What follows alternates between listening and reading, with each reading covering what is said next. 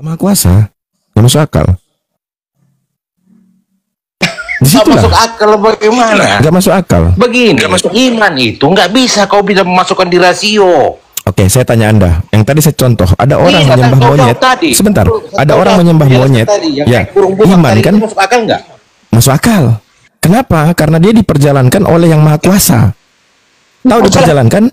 Tahu diperjalankan nggak? Secara ilmiah kau bisa buktikan nggak? Nah, sekarang abang juga punya bantahan nggak? Antitesisnya nggak ketika saya jelaskan? Ketika saya jelaskan, abang punya antitesis nggak? Iya, masuk akal lah. Orang naik burung. Oh, nggak bisa. Tidak ada. Nggak bisa. Nggak bisa gitu. Nggak ada yang membuktikan manusia itu bisa naik burung. Kau buktikan sudah. Kau bilang tadi akademisi tadi kau katakan. Baik. Siapa yang bilang Nabi Muhammad naik burung? Naik burung siapa yang mengatakan Nabi Muhammad naik burung? Sabar. Naik burung itu siapa yang katakan? Yang bilang burung siapa? Yang aneh itu Tuhan kalian. Ya. Buruk itu menurut kau apa? Pesawat. Iya, buruk adalah hewan yang Allah siapkan untuk Nabi Muhammad melakukan perjalanan. Itu hewan itu sekarang maksudnya untuk sampai sekarang masih secara akademis.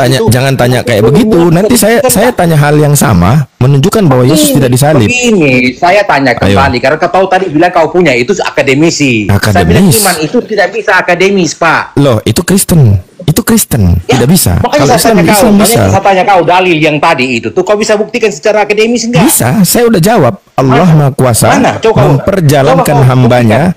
Memperjalankan hambanya. Itu sudah jelas toh. Itu iman yang kita percaya.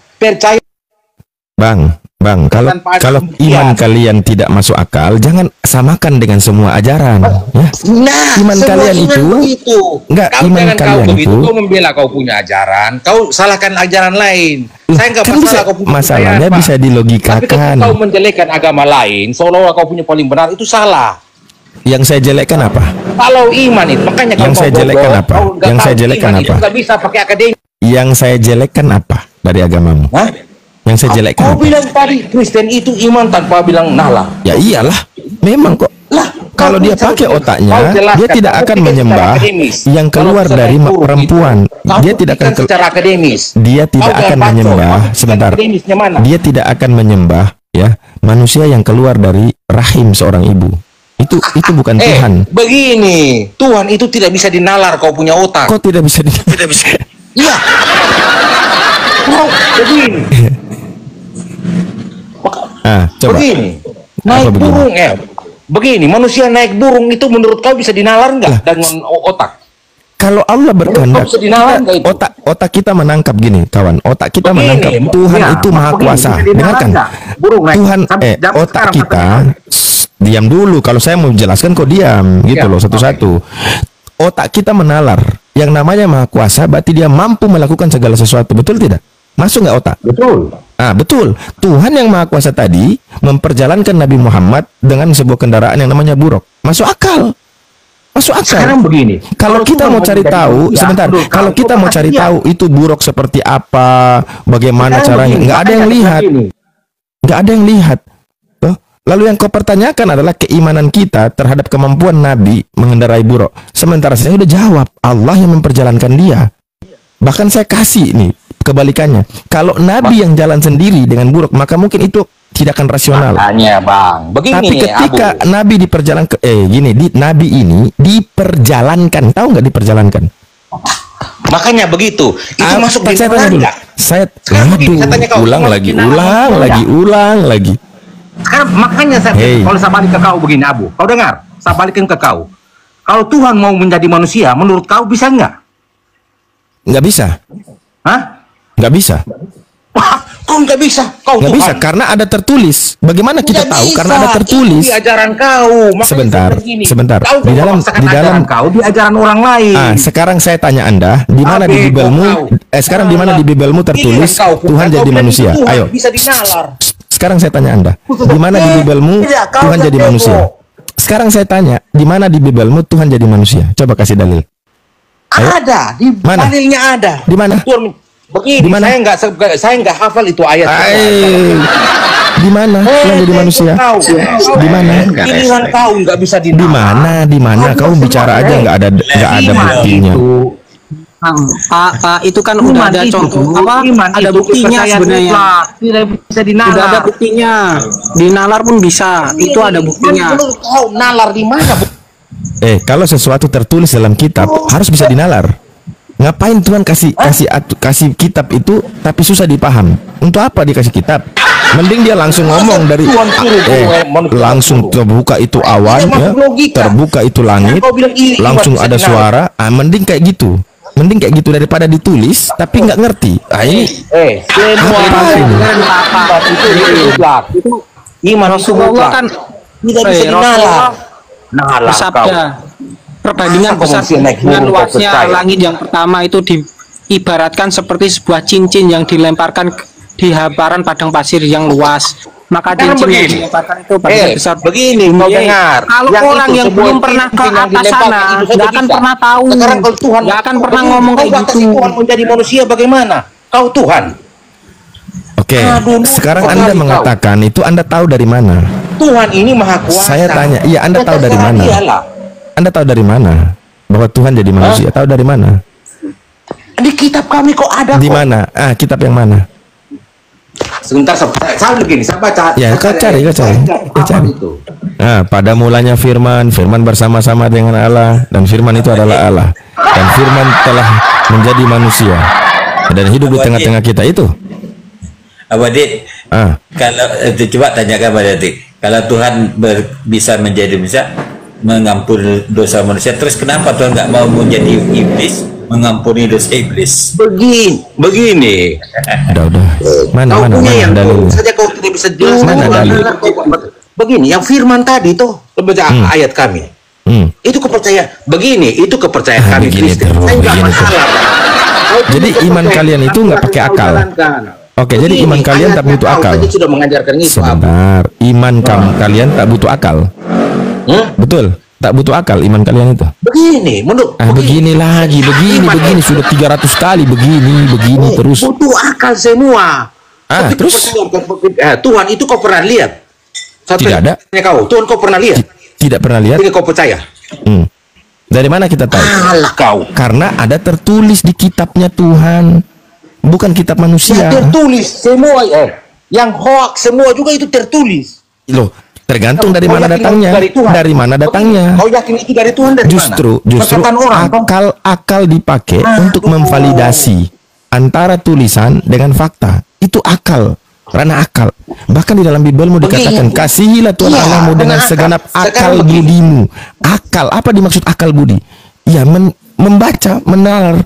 Apakah Tuhan yang tadi berkata Tuhan bukan manusia, Tuhan bukan anak manusia sehingga ia berdusta? Orang manusia naik burung itu tidak masuk di akal. Loh? Tapi kita percaya karena kau yakin, kau percaya. Dengar, saya sudah jelaskan. Tapi orang lain orang tidak percaya karena itu. Dengarkan. Saya sudah jelaskan kalau Tuhan yang memperjalankan itu tidak bisa dibilang tidak masuk akal. Makanya kau tunjukkan itu Tuhan di mana? Akal kita menangkap bahwa Tuhan itu maha kuasa. Satu. Yang kedua, saya kasih pembandingnya. Dengarkan, itu akademis loh. Itu akademis loh. Bagaimana? Akademis. Ya, sekarang saya tanya. Secara ilmiah. Sekarang kau bisa buktikan tidak manusia naik burung? Oke. Anda beriman. Sebentar. Saya murtad sekarang, saya bilang. Kalau kau manusia naik burung yang mana dulu? Kau harus bisa tunjukkan. Kau sebutkan burungnya burung mana? Ada nggak bisa naik burung? Kau tunjukkan. Kan saya udah jawab tadi bahwasanya Allah yang maha kuasa memperjalankan hambanya dengan kendaraan yang Allah siapkan. Kenapa? Allah itu maha kuasa. Itu kan kau menurut keyakinan kau, iman tadi tidak perlu ilmiah akademis tadi, bego. Kau bodoh sekali. Sekarang saya tanya Anda, berarti iman kalian tak butuh akal? Hah? Iya, Pak. Iman kalian tak butuh akal? Burung manusia itu menurut kau itu akademis nggak? Ilmiah nggak? Saya mau tanya Anda, kan saya udah jawab. Kau tanya detail tentang kejadian itu, tapi kita mundur dulu, kita mundur. Siapa yang melakukan itu? Siapa yang melakukan itu? Ternyata yang melakukan itu adalah Allah. Allah memperjalankan hambanya dengan menggunakan kendaraan yang Allah siapkan, ya, di waktu yang Allah tentukan. Itu tidak butuh ilmiah tadi. Karena ketika orang itu tidak bisa, kau tidak bisa buktikan sekarang bahwa orang bisa naik burung. Loh, itu kenapa saya pertama itu khusus bagi itu khusus bagi nabi sebagai rasul. Itu khusus. Ilmiah ya, itu, maka keilmiahan itu bukan kepada perbuatan itu, tetapi sumber yang menjadikan itu. Itulah ilmiahnya. Contoh. Menjelek-jelekan agama lain. Contoh. Jalani saja agamamu. Yang tidak ilmiah itu tertulis di Bible dia utusan, tapi kalian mengimani dia Tuhan. Itu yang tidak ilmiah. Dan kalian terbiasa dengan hal-hal begitu. Kristen terbiasa dengan hal begitu. Kau pernah lihat Tuhan? Tidak ada yang lihat Tuhan. Ya, itu ilmiah. Tidak ada. Ya, ilmiah ketika ada tulisan Tuhan. Tulisan itu adalah firman Tuhan. Dengarkan, firman Tuhan. Loh, iman yang buta. Sebentar. Di sini. Iman yang buta itu. Saya tanya kau. Kau definisi ilmiah dulu kau ngomong. Baru kau ngomong. Sabar, diam. Iman yang buta itu ketika tidak ada petunjuk dengannya, tidak ada literasi tentangnya, dia hanya meyakini. Oke? Kau definisikan dulu ilmiah baru kau ngomong panjang. Baik, ilmiah itu dilihat dari apa aspek apanya? Aspek apa? Aspek pengetahuan sains dan teknologi atau pengetahuan tentang sosiologi. Keilmiahan itu akan diukur dari dari konteks. Ilmiah itu. Ya, itu butuh bukti nggak? Pembuktian nggak? Butuh bukti. Menurut kau Tuhan ada, kau bisa buktikan nggak? Bisa, ada ciptaannya. Mana? Ada ciptaannya. Loh. Ciptaan manusia diciptakan. Loh. Karena ada ciptaan berarti ada pencipta. Secara ilmiah menerima hal itu. Gitu loh. Ciptakan apa? Contoh. Karena batu. Anda kau lihat Tuhan ciptakan buat batu. Astaga. Iya, ilmiah itu. Baik. Kamu mengatakan bahwa keimanan kamu itu tidak ilmiah. Itu imanmu, tapi iman kami bisa karena apa? Allah memberikan segala informasi, dengarkan, segala informasi tentang semuanya ada di kitab. Jangan kau bahas iman orang lain. Untuk menguji ya tulisan dalam kitab itu benar atau tidak, maka dilakukanlah uji akademis atau uji ilmiah. Ketika Al-Quran menarasikan bahwa di dalam laut terdapat api, maka 1400 tahun yang lalu itu menjelaskan, baru ditemukan abad-abad terakhir, kan gitu. Agama lain. Bahasa aja. Kalau kalian itu nggak ada otaknya dalam beriman. Kau yang tidak ilmiah, kau omong. Pertanyaan ilmiah aja kau nggak ngerti. Ya. Memalukan kau. Oke. Saya mau tanya dulu. Ketika seseorang lahir, ya, dari seorang manusia. Kau diciptakan. Sebentar. Diciptakan Tuhan. Tunggu, saya mau tanya Anda. Ketika ada seseorang lahir dari seorang perempuan, itu secara ilmiah atau tidak? Saya tanya Anda. Ilmiah atau tidak? Iya, manusia lahir biasa. Bisa manusia lahir. Oke. Secara ilmiah, manusia dilahirkan, ya, lewat proses persalinan. Itu ilmiah nggak? Ilmiah. Oke, ilmiah. Nah, yang lahir dari seorang manusia itu manusia atau Tuhan? Yang lahir dari seorang manusia itu manusia atau Tuhan? Manusia, bukan Tuhan. Baik. Kenapa kau jadikan sesuatu yang ilmiah tadi menjadi nggak masuk akal? Orang menjadikan sesuatu yang tadi di luar itu menjadi ilmiah, kau menjadikan sesuatu yang ilmiah menjadi tak masuk akal. Ayo, kebalik memang otak Kristen itu kebalik. Kau bilang kau tanya kau. Coba. Kau bisa buktikan Tuhan tidak? Ya, tanya Yesus. Tanya Yesus saja, tanya Yesus. Kau percaya Tuhan? Bisa, percaya Tuhan, percaya. Begini. Ya, saya percaya dengan akal saya. Saya percaya dengan akal saya. Sebab apa? Akal saya menangkap. Kalau ada ciptaan, pasti ada pencipta. Dikaitkan dengan ilmiah, dikatakan ilmiah itu tidak bisa. Diam dulu. Saya kau punya iman itu ilmiah. Ilmiah lah, udah dijelaskan berkali-kali. Karena kau nggak punya akal, nggak punya otak, makanya kau nggak paham. Gimana ilmiahnya? Kau nggak paham, nggak punya otak, makanya nggak paham. Gimana? Ilmiahnya susah gimana? Ya, susah kalau kita menerangkan kepada orang buta bahwa ini jam tangan saya warna putih. Dia akan minta. Orang buta kalau perlu suruh jam itu bicara sendiri lah. Itu kalau orang buta itu. Karena dia tidak bisa melihat gitu loh. Kita jelaskan secara ini jam warnanya hitam ya atau warna putih. Orang buta kan nggak lihat. Ya, jadi dia cuma ingin jam itu yang bicara. Jam itu yang harus bicara sendiri. Jangan menjelekkan ajaran lain, Abu. Loh, siapa yang jelekkan? Hari kau bilang ya mari kita uji. Ngapain kau bahas agama lain? Mari kita uji. Ayo kita uji. Kau uji itu burak tadi itu yang dinaikkan. Enggak, saya sudah jawab. Dan itu ilmiah karena akal kita menangkap Tuhan itu Maha Kuasa. Tidak ilmiah. Kalau kau pakai pendasaran tidak ilmiah. Makanya tidak ilmiah, tapi dari tadi begitu aja. Yang bego itu tidak tahu kok. Ini kawan ya, yang bego itu saya kasih tahu. Mau tahu yang bego yang kayak gimana? Akal dia, pikiran dia menangkap bahwa yang lahir dari seorang perempuan itu manusia.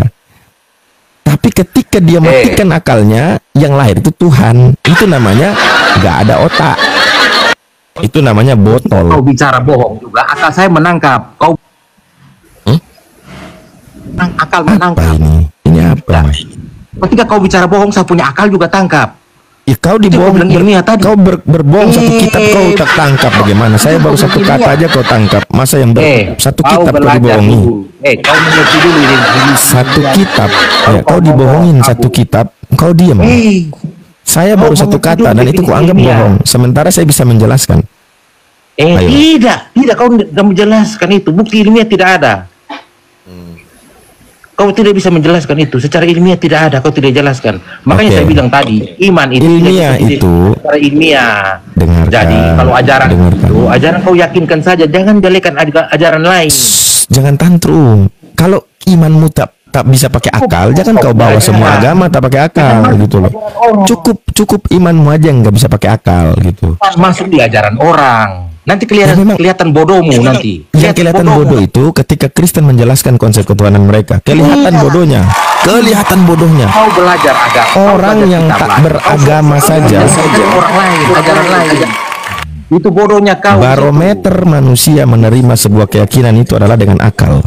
Oke? Barometernya, ya. Dia menerima dengan akal. Ketika akal masuk, otomatis dia akan beriman dengan dia. Anda saja, ya, saya kasih Anda coklat, ya, caca, isinya saya ganti tai kambing. Kalau kau hanya yakin saja bahwa ini caca, kau akan makan itu walaupun tai kambing. Akan kau makan. Kenapa kau bisa bilang ini bukan coklat, ini tai kambing? Kenapa? Karena apa? Karena kau ada berpikir gitu loh. Karena ketika orang berbicara saja bilang bahwa ada Tuhan, kau tidak pernah lihat dan kau percaya. Nah, fungsi akal ini dipakai. Iya. Fungsi akal dipakai. Manusia akal ini terbatas. Manusia punya akal ini terbatas. Justru disitulah kita yakin bahwa Tuhan yang menciptakan kita. Dengarkan, Tuhan tahu keterbatasan akal kita, maka Tuhan menjelaskan sekemampuan akal kita. Berbeda dengan ajaranmu. Tuhan sudah tahu manusia sudah terbatas, tapi dia bikin peraturan, dia bikin informasi yang tidak bisa ditangkap oleh manusia. Tidak paham ajaran saya. Mari kita uji. Kamu lebih paham agamamu atau saya lebih paham agamamu? Ayo kita uji. Kita uji yuk. Kamu lebih paham Bibelmu atau saya lebih paham Bibelmu? Ayo kita uji. Ayo kita uji. Kau lebih paham Bibel atau saya lebih paham Bibel? Ayo. Uji sekarang, nggak usah pakai nuduh-nuduh, nggak usah pakai klaim-klaim. Ayo sekarang kita uji, langsung kita uji, nggak usah banyak. Kau definisikan dulu ilmiah. Udah nggak penting, kita uji sekarang. Kau lebih paham Bibel atau saya? Kau pertama tadi, supaya kau jangan berbel. Iman Saya tadi bilang apa? Iman tidak boleh merusak akal. Ingat ya, iman tidak boleh merusak akal. Lalu kau naik dengan narasi ilmiahmu. Saya tetap jalanin aja karena barometer saya adalah akal. Secara ilmiah adalah bisa ditangkap oleh akal. Tuhan saja kau tidak bisa buktikan. Dengarkan ya, dengarkan. Di Komal ini ada rekamannya, oke? Ada rekamannya. Kalau Anda nggak tahu malu, Anda nggak punya malu. Kalau Anda nggak punya rasa malu, ketika nanti diputarkan kembali, dengarkan ya. Saya tadi di awal saya menarasikan bahasanya iman itu harus sejalan dengan akal, bukan merusak akal. Lalu kau simpulkan itu dengan bahasa ilmiahmu. Saya ikutin. Kenapa? Kenapa saya ikutin? Karena barometer seseorang bisa dikaji secara ilmiah adalah akal. Itu alat yang dipakai itu akal.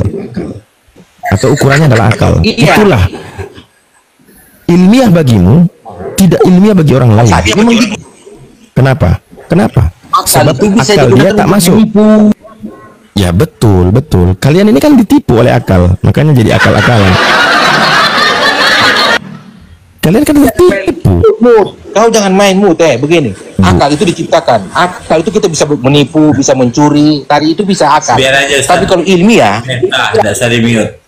Kita lihat kebotolannya. Ya, makanya sama ini tadi. Sama adik saya ini baru mualaf ini. Coba kau sama dia. Coba kau sama dia dulu. Kau sama dia. Dia baru mualaf. Coba. Dia Kristen baru mualaf. Coba kau uji sama dia. Apa? Tidak. Kau nggak mengalir. Kau definisi ilmiah saja kau gitu, tapi kau nyerocos.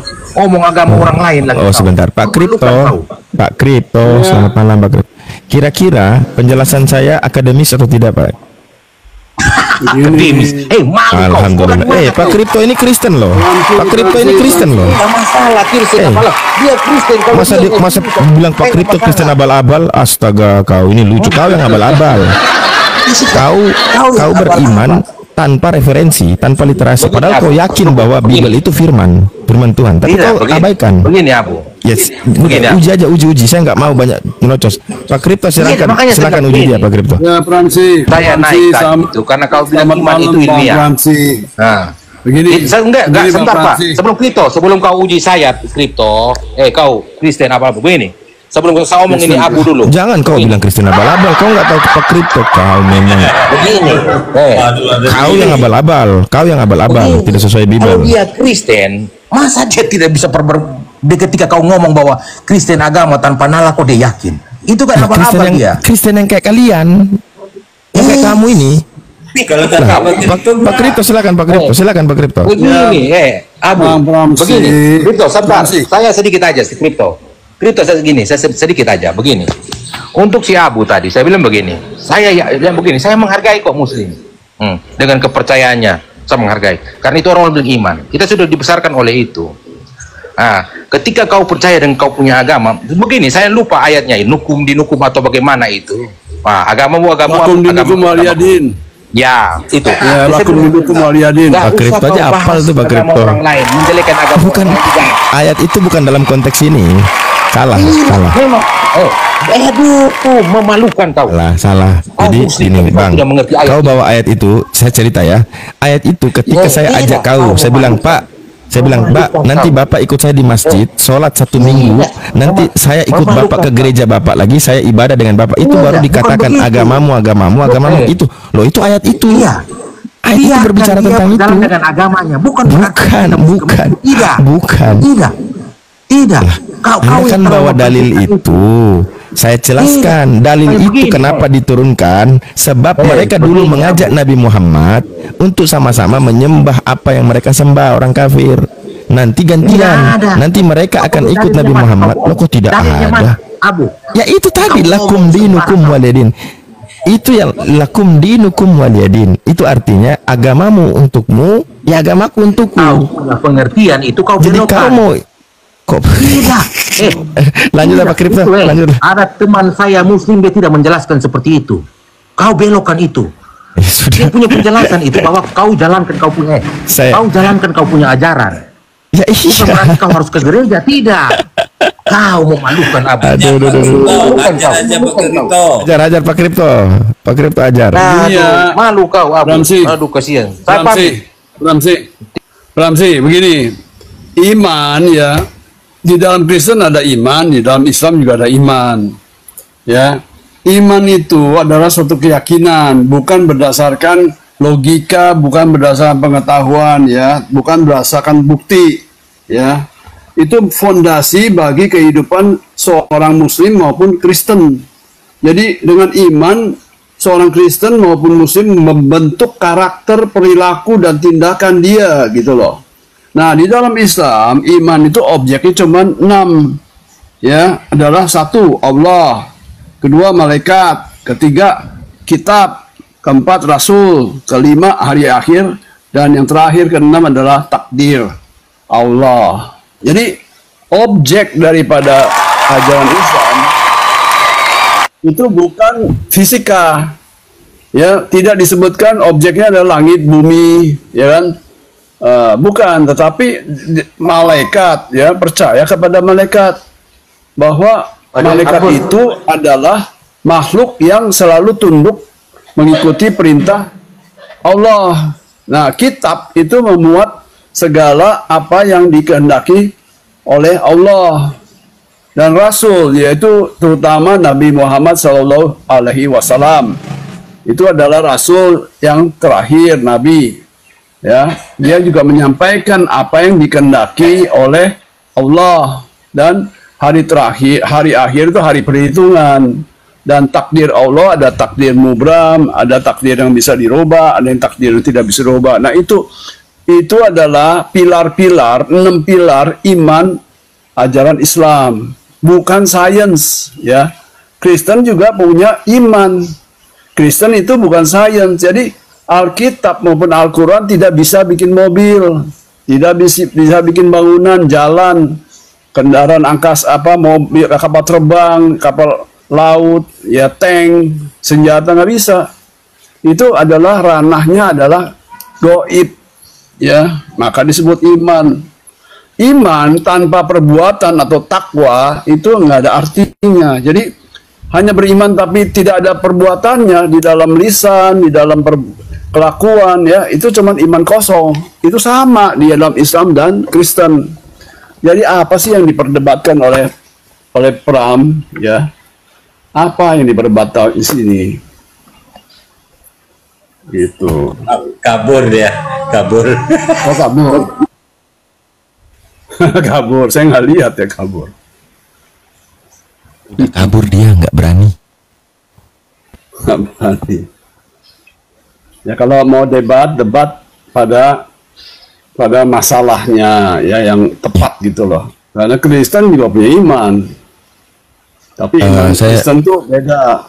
Ya, oke, saya sedikit ya. Dalam Islam, ya, tidak dibenarkan beriman tanpa akal. Kenapa? Konsekuensinya orang yang beriman tanpa akal itu hanya akan menimbulkan kesesatan. Kenapa saya bilang kesesatan? Karena akal manusia berbeda-beda. Akal manusia satu dengan manusia lain itu berbeda.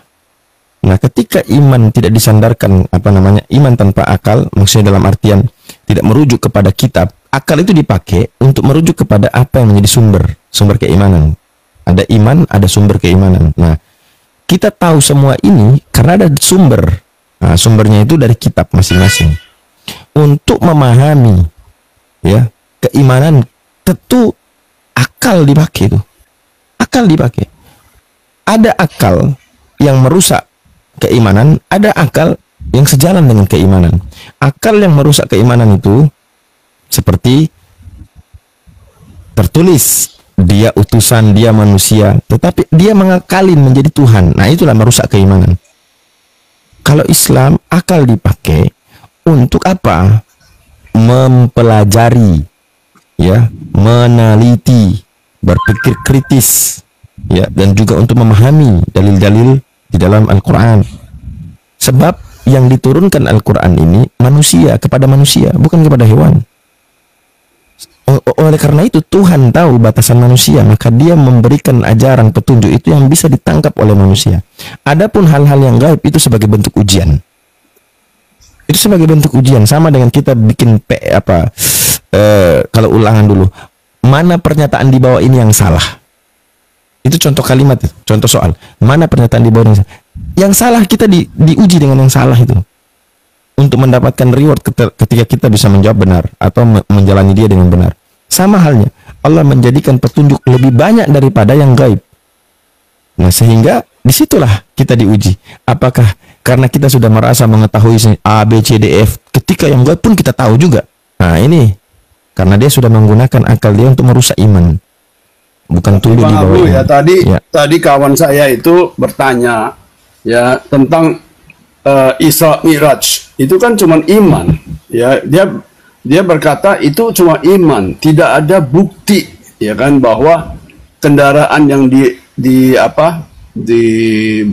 yang membawa Nabi Muhammad itu ya itu adalah seperti burung gitu loh, seperti burung ya dan kecepatannya seperti kecepatan cahaya malah ya kan. Baik. Jadi itu kan nggak ada bukti ya kan, nggak ada informasi itu sampai di akal nggak? Iya, sampai di akal, cuman akal tidak bisa mengunyahnya, nggak bisa mengunyahnya karena nggak ada bukti, nggak ada data, dan harus diimani saja gitu. Betul. Salah bang. Salah bang. Jadi, salah bang. Ketika akal kita menerima bahwa, saya kan dijelaskan, makanya saya jelaskan, Nabi diperjalankan. Siapa yang memperjalankan? Yang Maha Kuasa. Dari mana kita tahu yang Maha Kuasa? Ya dari kitabnya. Dari alam-alam semesta ini yang ada, tidak mungkin jadi sendiri, kan akal yang memikirkan. Nggak mungkin ya ada ciptaan tidak ada pencipta. Nggak mungkin ada yang membuat, ada produk tapi tidak ada yang membuat. Nah, itu apa yang dipakai? Itu iman atau akal di situ? Sebentar bang, itu iman atau akal bang? Nah, yang dia tanya adalah sesuatu hal yang terpisah. Oke, iman kepada Allah. Sementara di situ alurnya Allah yang memperjalankan. Karena Allah Maha Kuasa nih, dia memperjalankan dengan kendaraan yang Allah siapkan sendiri dan waktu yang Allah tentukan sendiri, di tempat yang Allah tentukan sendiri. Siapa yang menentukan? Allah. Yang jadi tidak logis ketika Nabi Muhammad sendiri yang, nah itu yang jadi tidak logisnya di situ. Tidak bisa dibuktikan gitu. Tapi kalau Nabi sendiri ya yang diperjalankan, berarti Nabinya nggak kuasa. Ya, apa yang berkuasa? Allah yang berkuasa. Iman kita, akal kita tangkap nggak Tuhan Maha Kuasa? Tangkap kan, Pak Kripto? Enggak bisa. Nggak tangkap? Bisa. Saya juga nggak bisa. Saya juga nggak bisa. Pak, jangankan kita ke ini dulu. Jangan kita ke pencipta langit dan bumi. Manusia tuh, ya daya kemampuan otak kita nggak bisa mencapai yang di luar batas. Baik. Ya, sedangkan yang objeknya itu adalah Allah atau Tuhan yang definisinya tidak terbatas. Bagaimana yang terbatas bisa mencapai ya kepada yang tidak terbatas? Nggak mungkin gitu loh. Baik. Saya tadi sudah jelaskan segala sumber keimanan kita itu ada, yaitu kitab, bang. Nah, tidak mungkin Tuhan yang Maha Tahu, Tuhan yang Maha Tahu tentang penciptaannya, lalu dia memberikan aturan atau informasi yang tidak bisa dijangkau oleh akal. Nah, ini Tuhan ini lagi ngeprank manusia atau apa ini? Kan gitu. Begini, Kristen juga punya kitab. Ya, di dalam kitab itu ada hal-hal yang gaib, ya, yang nggak bisa dibuktikan, tidak bisa diukur, ya, tidak bisa dipegang, hanya dipercaya. Sama seperti Quran, ya. Jadi kita juga berdua nih, Islam maupun Kristen, itu percaya atas dasar kabar yakin. Kan keyakinan itu kan ada ainul yakin, berdasarkan mata, ada kabar yakin, ada ilmu yakin, ada hakul yakin. Nah, ilmu yakin itu adalah fisikawan. Dia yakin kalau sudah bisa dipegang, bisa direndam, bisa dilihat, bisa dirasakan. Ya, seperti dokter bisa merasakan perut kita keras apa lembut, ya kan? Dia menggunakan alat bisa meneropong ke dalam kita punya lambung, ya, mencari bengkak-bengkak yang di dalam dengan USG. Itu baru namanya ilmu yakin. Tapi kita berdua nih, Kristen maupun Islam, banyak ranahnya kepada yang goib. Yang goib itu dikit, bang. 6.666 ayat itu, bang. Yang goib itu sedikit. Ya. Sedikit. sedikit dibanding yang fakta yang nyata. Sedikit Bang, karena memang Allah jadikan itu untuk menguji manusia. Yang fakta apa? Yang fakta apa? Yang fakta apa? Penciptaan dunia. Fakta enggak? Fakta enggak? Bukan fakta. Fakta. Tetapi dunia ini ada enggak? Ada dunia itu apa? Makhluk, ya kan? Apa binatang, air, langit, ya kan? Tapi fakta itu bisa kita kunyah. Nah, kalau kita kunyah dengan ilmu, bukan dengan kabar. Kalau hal gaib, surga, neraka, ya adanya malaikat, adanya Allah, adanya Tuhan, adanya hari kiamat, ada hari perhitungan, ada takdir, itu semua dipercaya. Seorang fisikawan nggak percaya kecuali dia beragama. Ya, dia fisikawan tapi dia beragama. Ya, dia juga gabungkan dengan ilmu yakin dengan kabar yakin. Tapi seorang fisikawan yang tulen, dia tidak beragama, ya kan? Yesus mengatakan tidak seorang pun pernah melihat Bapa atau Allah, ya Allah, ya. Di dalam Islam juga dikatakan Allah itu mempunyai sifat utama yaitu wujud. Laisa kamitslihi syai'un, tidak serupa apapun. Jadi bagaimana membayangkan Allah itu seperti apa? Nggak ada bandingnya. Ya, disebutnya gas juga bukan.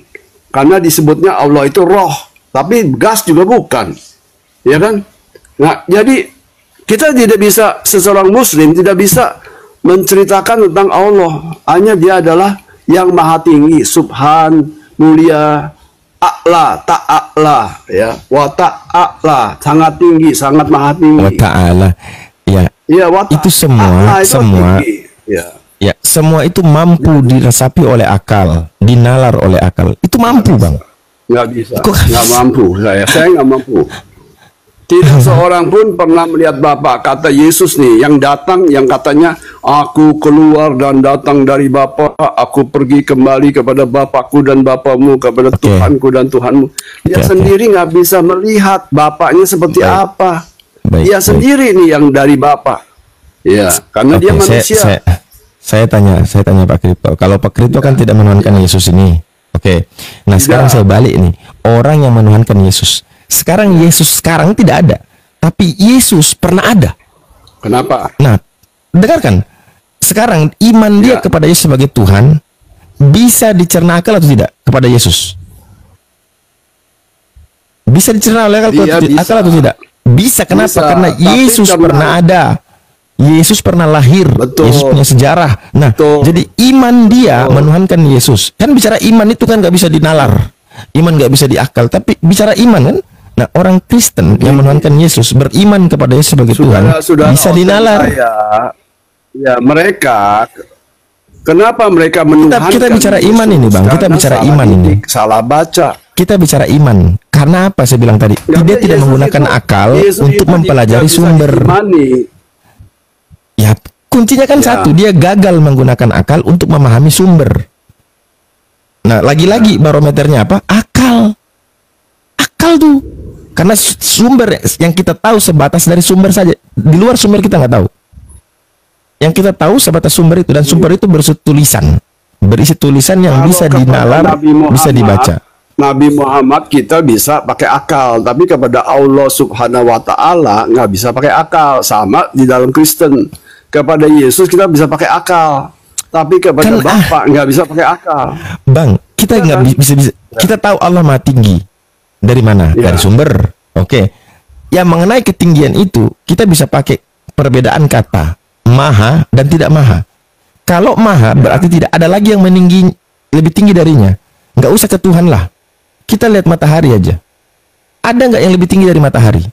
Berapa tinggi matahari? Jarak matahari dan bumi ketinggiannya? Ternyata ada lagi di luar itu. Nah, itu dia, justru dari situlah akal kita berpikir, Bang. Akal kita berpikir, Bang, bahwa yang makhluk saja yang kita tahu dia tinggi, ya, tapi ada lebih tinggi. Tetapi ketika kata maha dipakai, maka tidak ada lebih tinggi dari dia. Dia yang paling tinggi daripada semua. Udah, makanya kita tahu subhana rabbiyal a'la atau subhanahu wa ta'ala. Maha suci dia yang maha tinggi dia. Selesai, akal kita udah nangkap tuh. Clear. Oke? Nah, nanti yang kalau ditanyakan detail berapa jarak ketinggian, nah itu yang nggak ada pertanyaan kayak gitu. Ya, sama halnya ketika orang Kristen meyakini penyaliban Yesus, saya tanya, Siapa nama orang yang maku tangan Yesus? Nah, mereka meyakini bahwa Yesus itu ditusuk perutnya. Di dalam catatan Bible, siapa nama orang? Kalau secara detail gitu, itu nggak bisa, Bang. Tapi seluruh informasi tentang Tuhan itu yang kita tahu dari sumber, Bang. Kita punya indera, ya termasuk pikiran, kemampuan berpikir, itu nggak bisa mencapai sesuatu yang maha. Contohnya, saya kalau diterangin sama lampu masih kuat. Ya, 100 watt masih kuat, 200 watt masih kuat, 300 watt masih kuat. Tetapi kalau 10.000 watt, saya buta mata saya kalau saya paksakan. Pasti saya tutup. Ya kan? Karena saya tidak tahan melihat maha itu. Ya kan? Jadi berarti indera kita nggak mungkin mencapai yang maha. Rusak. Indera kita sampai kepada kata maha, Bang. Indera kita nggak sampai bisa. Kepada kata maha. Ketika indera kita menangkap maha itu adalah yang unlimited, tidak terbatas, maka tidak bisa kita jangkau dengan hitungan. Disitulah akal kita menangkap bahwa Tuhan itu dia di dalam Islam maupun di dalam Kristen, ya, yang paling tinggi itu kan namanya Tuhan, ya kan? Dia selalu menggunakan perantara karena dia tahu kalau dia menampakkan dirinya, ya, manusia tidak bisa berkata-kata, tidak bisa menulis apa yang dilihatnya. Oke, ya, Bang. Yang bisa dilihat itu malaikat, yang bisa dilihat itu manusia. Ya. Kenapa Islam itu menekankan akal? Ya, karena iman dan akal itu harus berjalan, itu beriring. Akal digunakan untuk memahami keimanan, sedangkan iman itu adalah memberi arah, memberi makna bagi akal, sehingga dia harus beriring gitu loh. Nah, ini dalam Islam, Bang. Kalau dalam Kristen mungkin beda, tapi kalau dalam Islam seperti itu. Nah, ketika Anda mau mempertanyakan Islam harus menggunakan akal dengan pertanyaan yang detail, seperti halnya yang tadi saya jelaskan, maka itu tidak mampu karena Anda sudah menjawab akal terbatas, betul ya? Akal terbatas. Sementara sumber informasi kita berupa tulisan. Nah, dari Tuhan. Tentu Tuhan tahu kita punya akal terbatas, maka dia menginformasikan yang bisa dipahami akal. Oke, nah, kita nggak mungkin beriman terhadap sesuatu yang kita tidak tahu, tidak bisa terjangkau akal. Ya gini ya, akal menurut saya, yang kalau saya baca Quran, akal itu bagaimana iman itu diwujudkan dalam takwa. Nah, kalau kamu beriman, bagaimana kamu mewujudkan di dalam sholat? Bagaimana kamu mewujudkan misalnya nafkah sebagian rezekimu untuk Allah, untuk mentaati Allah, itu akal digunakan, bukan akal di depan. Jadi pertama adalah iman kepada yang gaib. Itu enam objek iman. Oke, saya paham. Nah, bagaimana kita memanifestasikan iman kita kepada takwa, yaitu menggunakan akal. Oke, Pak Kripto. Akal itu begini, jam berapa? Ya udah, ini jam sholat nih, saya mesti sholat. Nah, di dalam sholat itu ada tata cara, ya kan? Itu akal menggunakan. Nah, kalau kita melihat orang sholat main-main, kamu sholat apa main-main, ya kan? Itu akal, ya kan? Membagi rezeki juga ada ukurannya, pakai ini akal. Dokter akal baru naik. Assalamualaikum, Bang Ardi. Ya, assalamualaikum warahmatullahi wabarakatuh. Waalaikumsalam. Saya boleh menyuruh akal saya dulu ya. Akal saya perintahkan salam. Iya, siap. Assalamualaikum. Waalaikumsalam. Akal saya menyuruh begitu. Lanjut, silakan.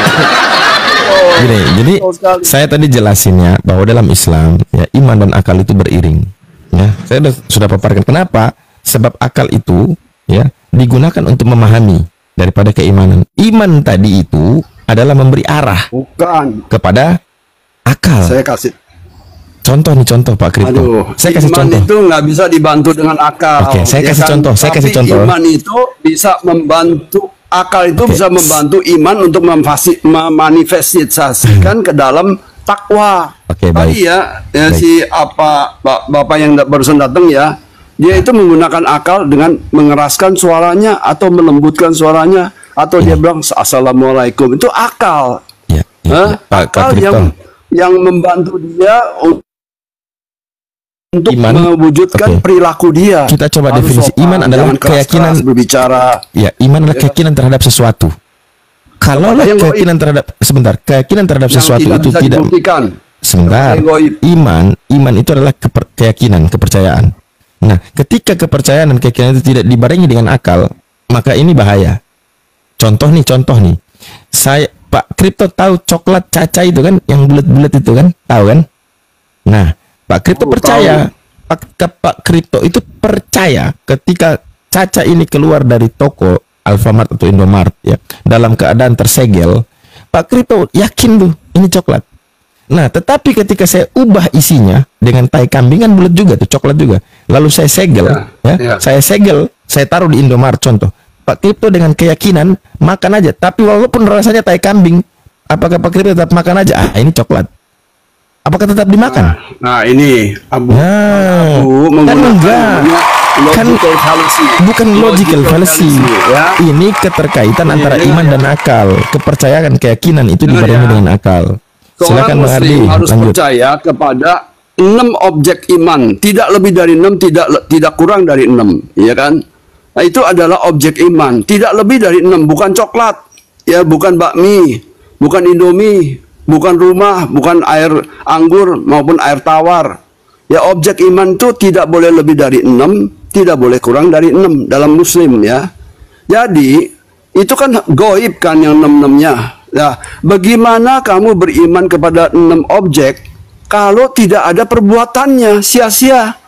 Ya, iman itu kosong, nggak ada artinya beriman kepada 6 hal yang goib. Nah, gunakanlah akal untuk mewujudkan iman. 6 yang goib itu mana? Beriman kepada kitab-kitab Allah. Ada kitabnya, nggak goib. Nah, ada kitabnya. Beriman kepada Nabi dan Rasul. Ada nabinya, ada rasulnya. Iya. Tetapi apa yang disampaikan, kalau saya bisa bayangkan Nabi Muhammad itu orangnya tinggi besar, pedangnya aja 2 meter. Saran saya gini kan? Pak Kripto, saran saya gini, ini saran saya. Yang beriman itu cuma orang Islam. Orang selain Islam tidak beriman. Jadi jangan mengomentari orang beriman gitu loh.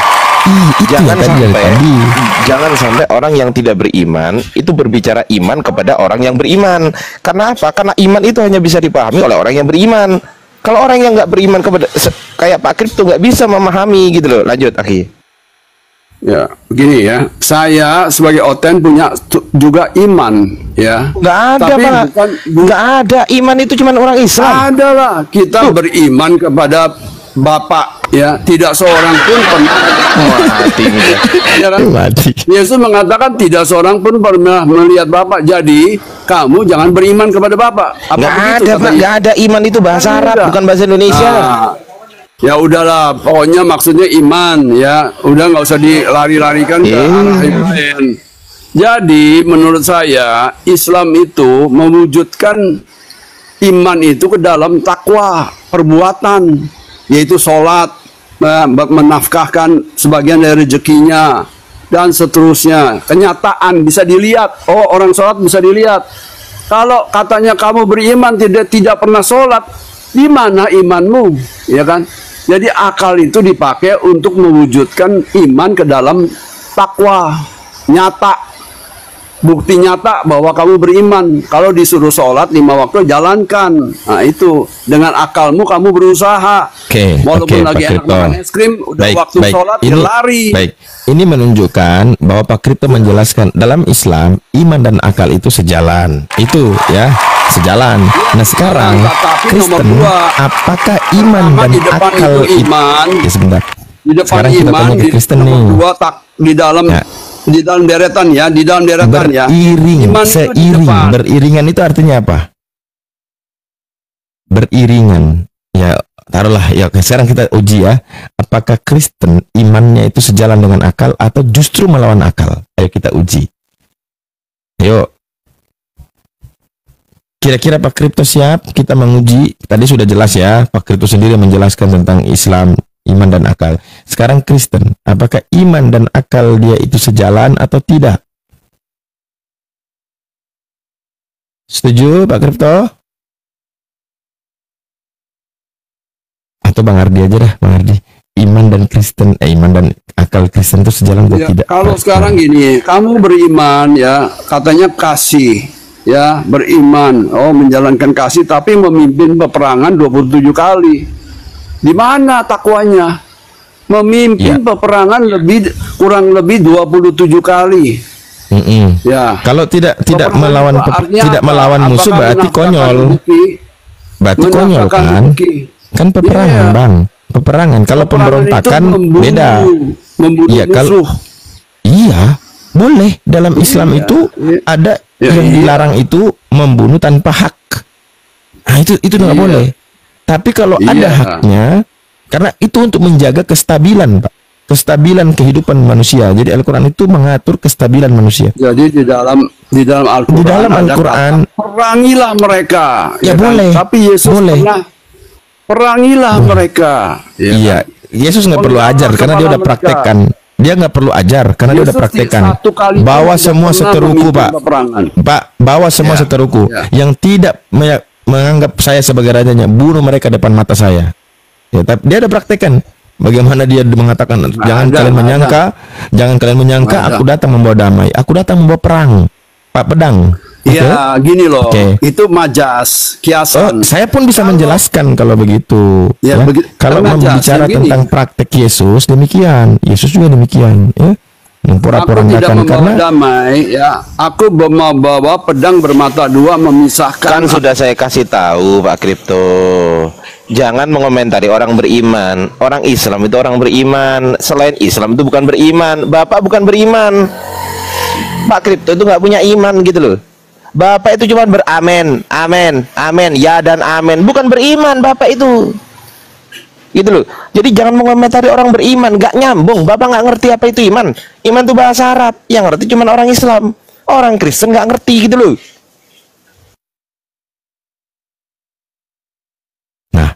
Kena tembak itu. Nah, tembak. Lanjut, tembak lagi Bang Ardi, tembak lagi Bang Ardi. Nggak boleh memfitnah orang Kristen begitu. Loh, emang orang Kristen punya iman? Coba saya tanya, emang orang Kristen punya iman? Ya punya dong. Oke, iman bahasa mana? Gitu. Iman bahasa mana? Udah nggak usah pakai bahasa, yang penting itu namanya belief. Ya, namanya trust itu belief. Ya, mau bahasa Inggris boleh, saya tantang. Ya. Bapak itu nggak punya iman dibilangin kok. Udah punya belief, ya kan, punya trust. Enggak. Ya udah pakai trust saja, bertrust saja, bukan beriman. Ya. Nah, ini urusan bahasa ya. Kita pergi yuk ke Menteri Agama urusan bahasa. Oke, kita pergi. Oke. Pak Kripto turun sekarang. Perjalanan ke Menteri Agama. Saya OTW ke Jakarta sekarang. Silakan. Nah, sekarang ya saya tanya, apakah nama Allah? Pak Kripto turun. Pak Kripto turun dulu, langsung ke Menteri Agama sekarang juga. Saya OTW sekarang. Silakan turun. Anda saya bertanya, apakah berhasil? Katanya minta ke Menteri Agama. Tadi katanya minta ke Menteri Agama. Bisa nggak diberikan hanya kepada Pak Kripto ini?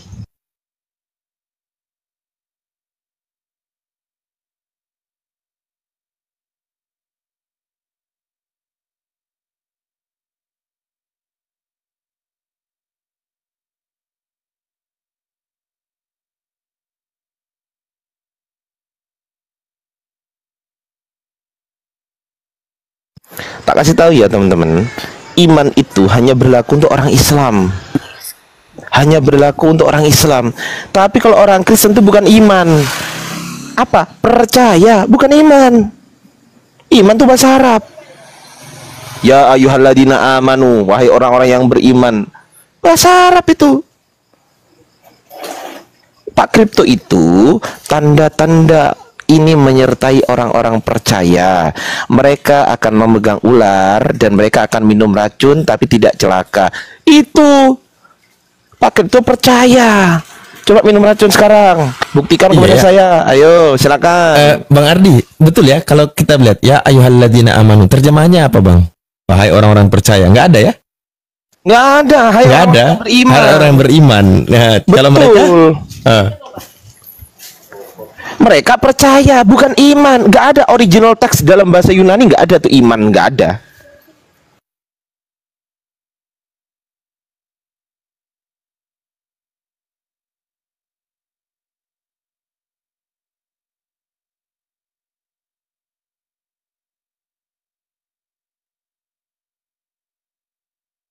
Lanjut Aki Abadit, saya masih beli mie goreng. Oskadon. bicara tentang akidah, tapi bicara tentang bahasa. Ya iman punyanya orang Islam, orang Kristen cuma punya yakin, kepercayaan, belief, trust. Yakin juga bahasa Arab. Edukasi. Aduh. Yakin tuh bahasa Arab, Pak. Yakin tuh bahasa Arab. Kristen nggak punya apa-apalah dalam bahasa Indonesia. Kristen pakai original teks bahasa Yunani aja. Jangan pakai bahasa Arab gitu loh. Ini tidak edukasi. Enggak, kenapa Pak Kripto malu pakai bahasa Yunani? Kenapa? Kenapa kok malu pakai bahasa Yunani? Kenapa? Kita bukan orang Yunani, kita orang Indonesia. Kitab suci Anda bahasa mana? Tanyalah kepada Menteri Budaya dan Sosial itu yang ngurusin bahasa. Jangan ribut urusan. Ya, kita persatuan Indonesia, berbahasa Indonesia, ya kan? Berbendera merah putih, ya kan? Bertanah air satu. Kenapa antara Islam dan Kristen gontok-gontokan urusan bahasa? Ya, memecah persatuan namanya. Ya maksudnya kan? Oh, iman bukan punya Kristen, kamu jangan ambil. Yakin juga bukan punya Kristen. Ini memecah belah ini. Loh, Pak, justru yang memecah belah, itu sabar. Gantian ya. Coba. Justru gantian dong. Justru yang memecah belah itu, yang membawa konsep 3G itu memecah belah itu. Deh, kalau ngomong gini, saya mau turun aja deh, ya. Kemanapun kita pasti ribut, ya. Tidak ada edukasi, ya. Lebih bagus gitu, ya. Bang Abu, terima kasih. Abu. Ya, kalau sama Bang Abu, saya bisa bicara baik-baik, ya kan, edukatif. Tapi kalau bicara soal bahasa, lebih baik saya mundur aja deh, ya. Terima kasih ya. Iya Pak. Kabur. Mohon maaf ya Pak ya. Oke lah Pak Kripto, aman. Aman ya.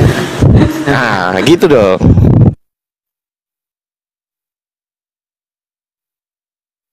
Itu tadi Bang Ardi terlambat naik, itu ada Oten satu congor longor tuh. Waduh. Lanjut aja Ki, aku masih mau makan dulu ya. Lanjut.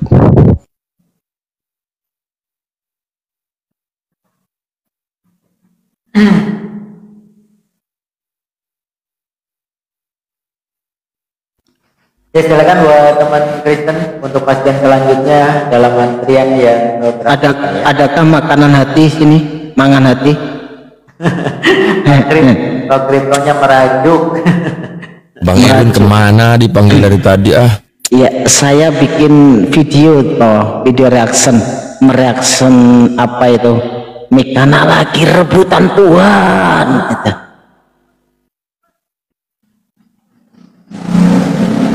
Bukannya Tuhannya banyak, kok masih direbutin aja, masih. Iya kan Tuhannya. Gini kata Mikana itu, kalau terhitung tuh ada terhitung versi timur, ada versi barat, segitiga sama kaki, segitiga sama sisi. Jadi penjelasannya itu segitiga sama sisi, segitiga sama kaki, terhitung versi timur, versi barat, kayak gitu.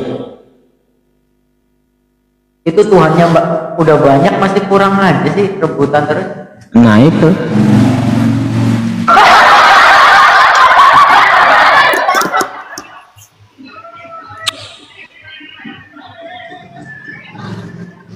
mereka selalu bingung Tuhan. Setiap hari itu tak live-kan ke live di beranda saya itu, yang nonton tuh banyak. Semangat teman-teman tuh nonton orang rebutan Tuhan itu, Bang Abu Adit. Padahal video tuh tak ulang-ulang itu, sehari itu tak live kan aja yang nonton 500 400 gitu. Nonton orang rebutan Tuhan. Cair dong. Tidak kata Bang Karung ya kan. Ya, respect. Halo. Respect. Monitor, respect.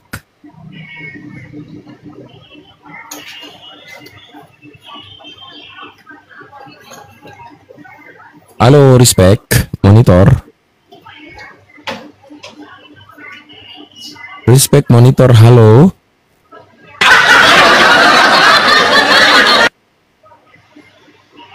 Dengar suara Bang Abu Adit. Bang Ardi, Bang Ardi.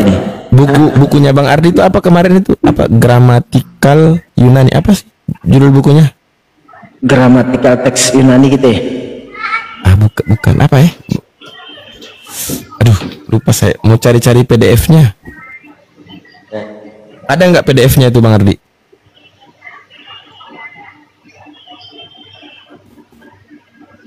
Lagi makan kesel nanti.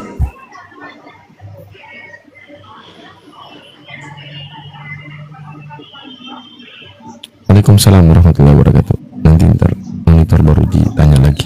Halo Respect. Halo. Halo Respect. Anda sekarang berada di atas Komal.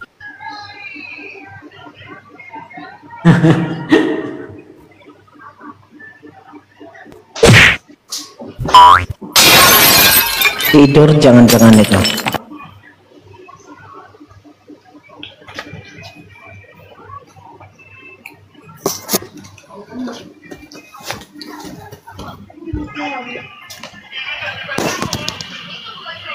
Ya, Bang Rik. Kok cuman kerutak-kerutak. Selamat malam. Malam respect.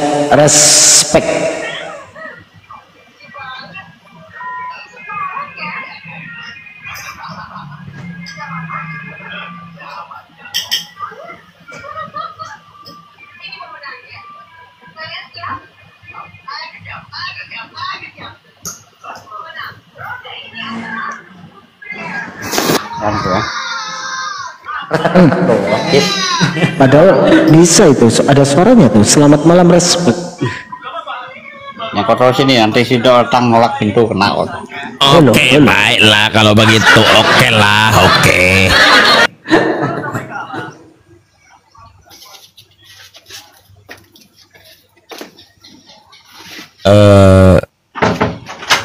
Miftah, saya izin turun ya semua. Assalamualaikum warahmatullahi wabarakatuh.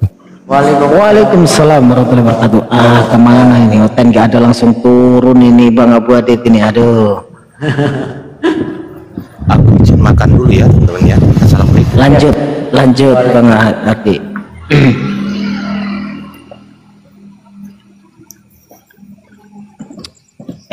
Kok saya dibesarin lagi? Iya, kadang-kadang saya heran itu nonton Mikana Rebutan Tuhan ini, tertawa sendiri itu. Penonton itu nonton Mikana Rebutan Tuhan tuh ketawa. Yang ada itu apa, Pak Ustadz? Iya. Enggak pusing rebutan Tuhan coba.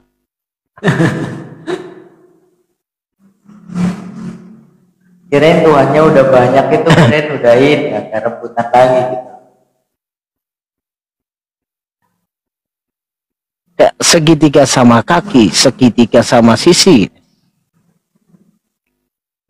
Tapi Mikana mengatakan kalau terhitung itu pagan, itu tiga Tuhan. Itu Mikana itu mengatakan seperti itu memang. Tiga Tuhan memang itu pagan, kata Mikana itu.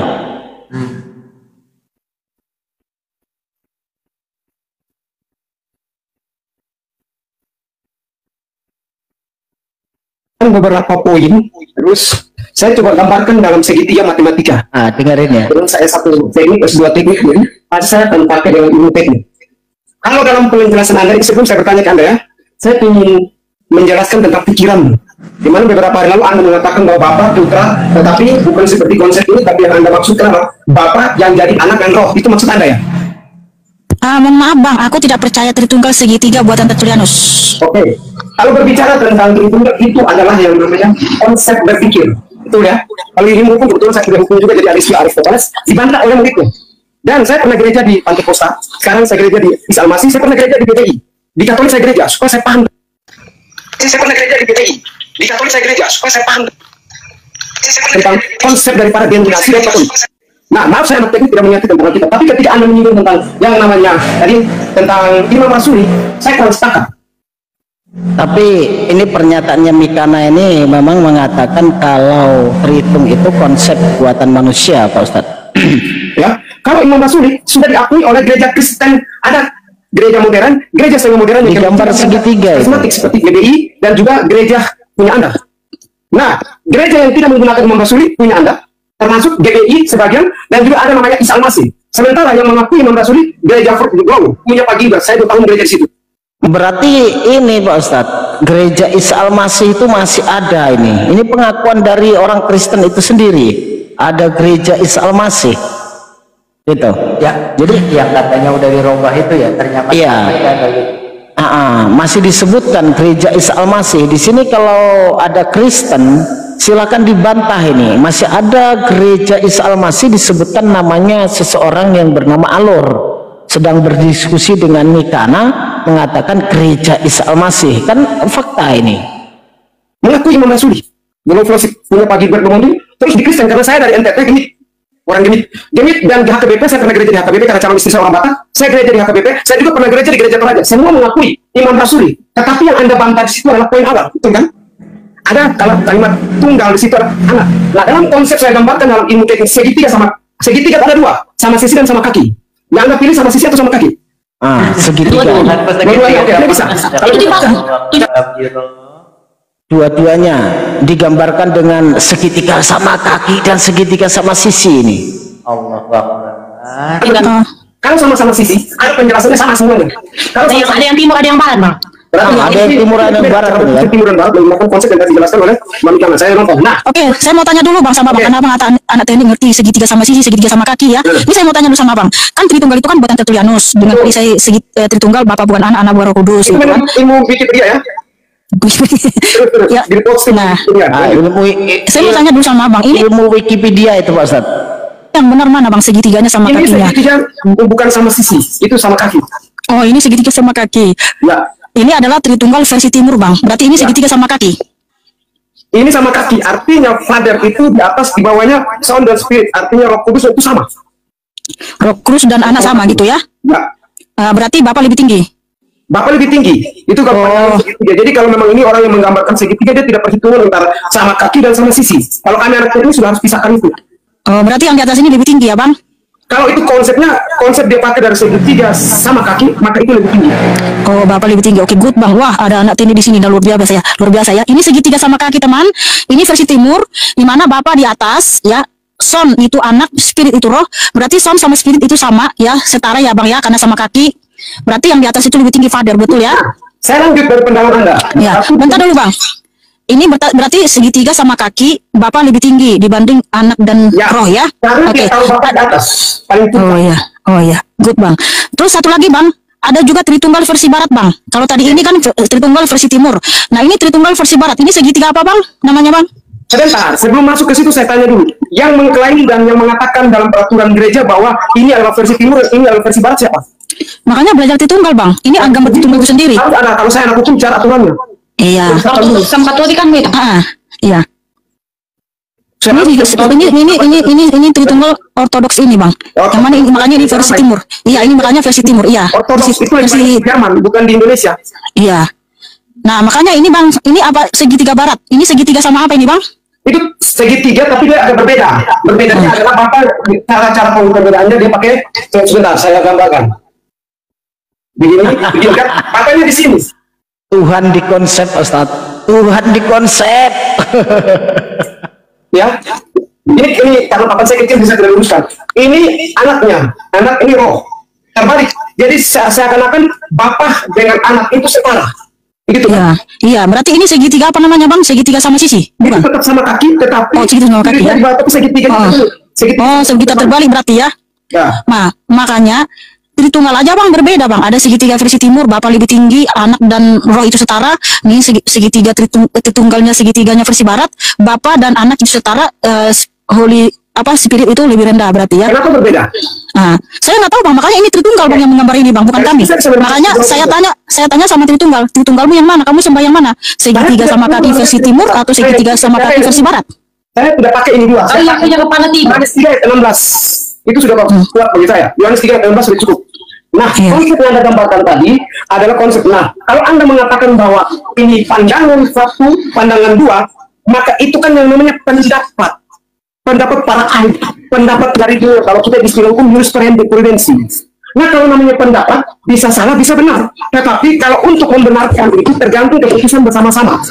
Nah, Mbak Mikana bisa membantah bahwa pernyataan kalau kita ikuti di dalam metodologi penelitian ada istilah S1, ada istilah skripsi, ada istilah yang namanya S2, istilah berbeda, S3 ya, berarti dia bisa.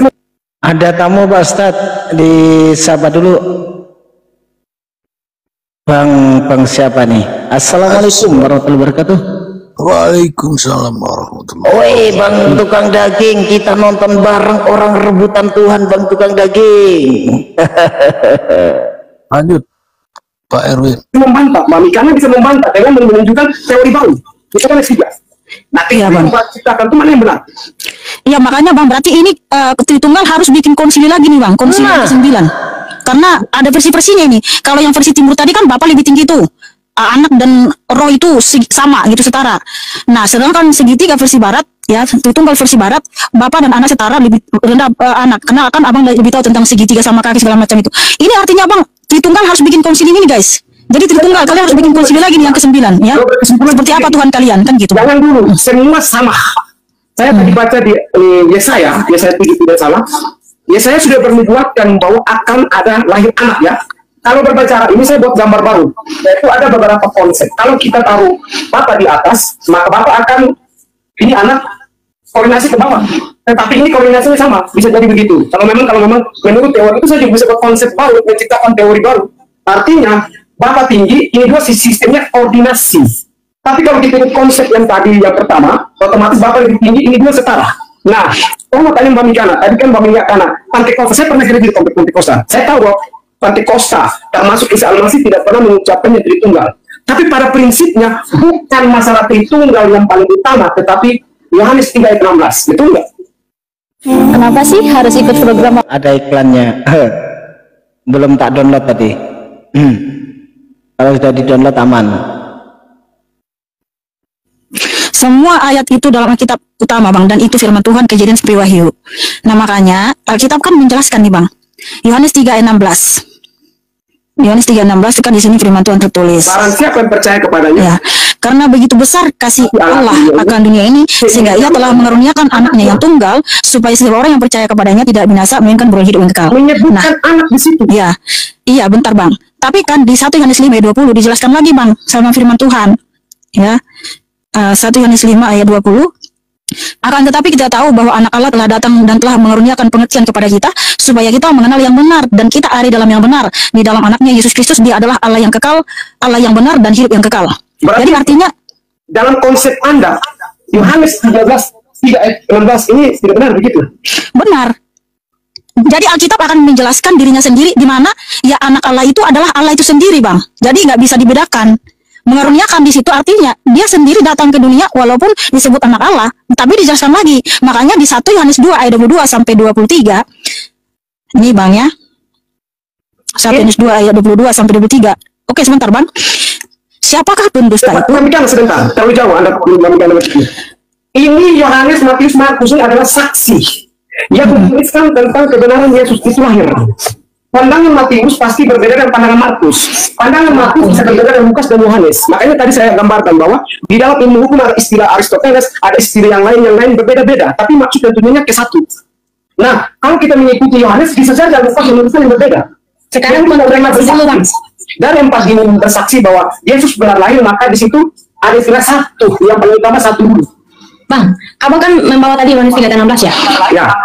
Menurut Abang di dalam Yohanes 3:16 di situ ada 2 oknum atau tetap 1 oknum? Tunggu, saya baca dulu supaya jangan salah. Mana secara pikul satu dulu. Jadi teman-teman Tritunggal, kalian bikin konsili lagi tuh, konsili ke-9, karena segitiga sama kalian nggak sama itu versi timur dan barat. Tidak, jangan bicara versi timur dan barat juga Mbak. Karena tidak ada pengakuan dan tidak ada deklarasi.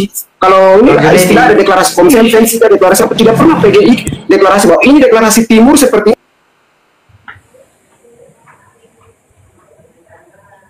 Bang Juni di monitor. Bang Junai di monitor. Wah, Bang Junai.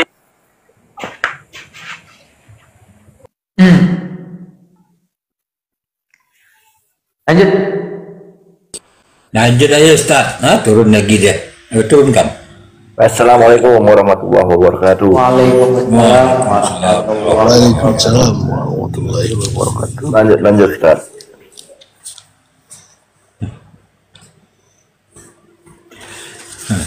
Na'udzubillah ya, Masya Allah Tuhan